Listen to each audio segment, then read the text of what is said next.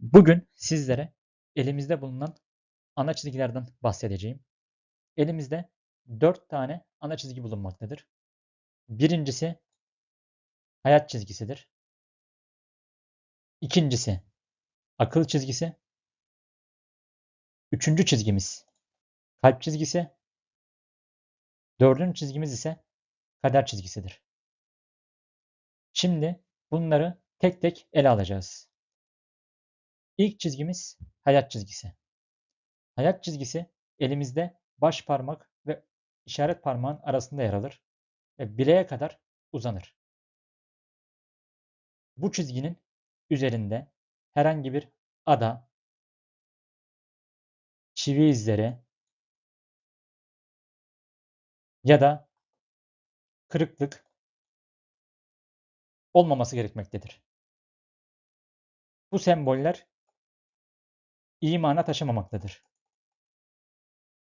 Eğer hayat çizgisi baş parmağı ne kadar yakın bir seviyede çıkarsa kişinin hayat kalitesi de bir o kadar düşük olur. Yani hayata düşük bir seviyeden başlar. Hem psikolojik olarak hem de ekonomik olarak. Fakat hayat çizgisi işaret parmağına ne kadar yakın bir seviyeden başlarsa, daha yukarıdan başlarsa bu sefer de kişinin hayat kalitesi bir o kadar iyidir. Kişi hem ekonomik hem de psikolojik olarak iyi bir durumda hayata başlamış olmaktadır. Eğer hayat çizgisi bu şekilde gelir, kırılır ve içeriden devam ederse kişinin hayat kalitesi kırıldığı noktadan itibaren, kırıldığı yaştan itibaren hayat kalitesinde bir düşüş olacaktır.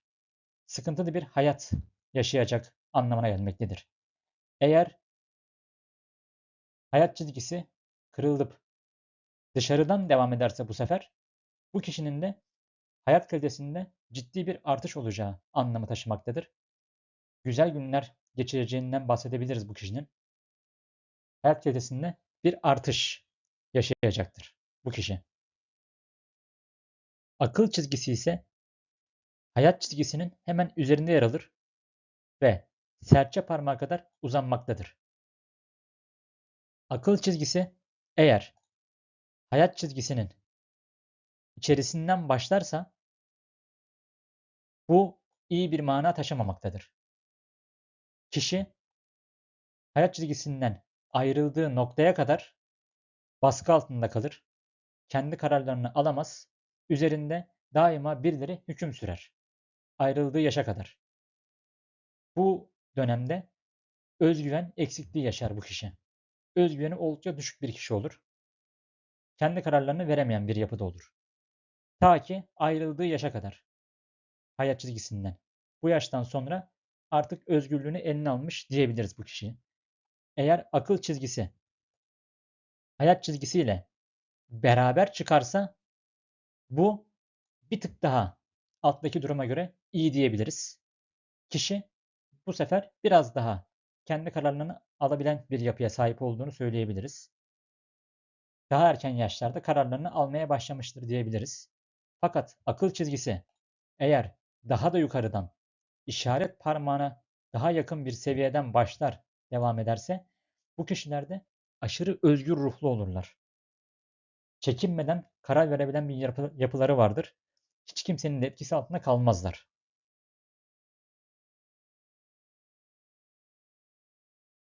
Akıl çizgisi bu şekilde gelir ve direkt burada 2 tane tepemiz bulunmaktadır.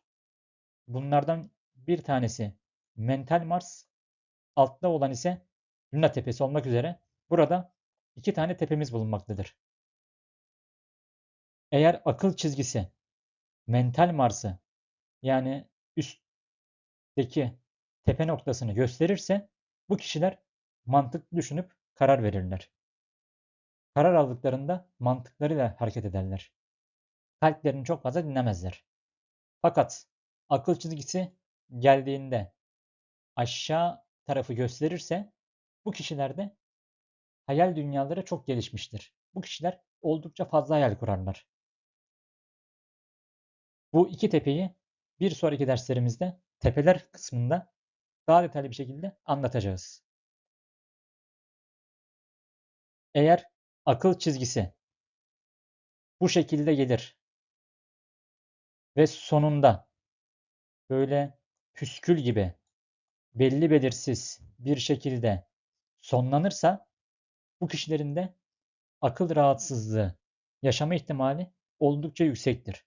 Alzheimer, demans gibi rahatsızlıklara yakalanma ihtimali oldukça fazladır. Kalp çizgisi ise elimizde işaret parmağın altından başlayarak serçe parmağı kadar uzanan ana çizgilerden bir tanesidir. Eğer kalp çizgisi işaret parmağın altından başlarsa direkt işaret parmağına yakın bir seviyeden başlarsa bu kişiler iyi bir yönetici olma potansiyeline sahiptirler. Baskın bir karakterleri vardır ve liderlik etmeyi severler. Eğer kalp çizgisi işaret parmağın ve orta parmağın arasından gelir, devam ederse bu kişilerde hem yönetmeyi severler hem de para kazanmayı isterler. Eğer kalp çizgisi bu şekilde gelir ve orta parmağı da çok fazla geçmezse, orta parmak seviyelerinde kalırsa, bu seviyelerde kalırsa bu kişiler de çok gerçekçi bir şekilde hareket ederler. Karar verirken kalplerini çok fazla kullanmazlar. Aşırı realist bir yapıları vardır. Eğer kalp ve akıl çizgisi bu şekilde olur, bu şekilde olursa, yani kalp ve akıl çizgisinin arası dar bir şekilde giderse kişinin de hayatı bir o kadar dar geçer. Yani sorun, sıkıntılar baş gösterir bu kişinin hayatında. Fakat akıl çizgisi eğer bu şekilde değil de böyle gelir, aşağı doğru eğilir ve bu ara açılırsa bu kişilerin de hayat kalitesinde artışlar olabileceğini söyleyebiliriz. Bir üstteki duruma göre daha iyi bir durumda olduğunu söyleyebiliriz. Fakat önemli olan bizim en üstteki tepeye bakmamızdır. Burada eğer genişlik yeterli derecede fazlaysa kişinin hayatı o kadar güzel geçecektir diyebiliriz. En üstteki alan bizim için önemlidir. Sadece burası bizim için baz alınmaması gerekmektedir. Kader çizgisi ise elimizde herhangi bir noktadan başlayabilir, bilekten de başlayabilir, daha üst seviyelerden de başlayabilir. Fakat gittiği nokta her zaman orta parmağın altıdır. Burada son bulur. Eğer kader çizgisi bu şekilde bilekten itibaren, bilek seviyesinden itibaren yükselirse bu kişi kimseden yardım almadan bir yerlere gelir. Kendi kariyerini kendisi oluşturur. Eğer kader çizgisi Luna tepesinden bir önceki slaytta bahsettiğimiz gibi eğer aşağıdan tepe noktasından başlarsa ve o şekilde yükselmeye devam ederse bu kişiler de oldukça ilgi çekici bir durumda olurlar. Karşı cinsin ilgisini çeken bir yapıda olurlar. Yani ya güzeldirler ya konuşmaları çok iyidir. Karşı tarafı etkilerler. Çekici birileridir bunlar. Karşı tarafın ilgisini çekerler. Eğer kader çizgisi bu şekilde kalp çizgisinin üzerine çıkıp devam ederse bu kişiler de çok uzun yıllar bir evlilik hayatı geçirirler. Evlilikleri çok uzun sürer ve çok güzel bir evliliktir bu evlilik.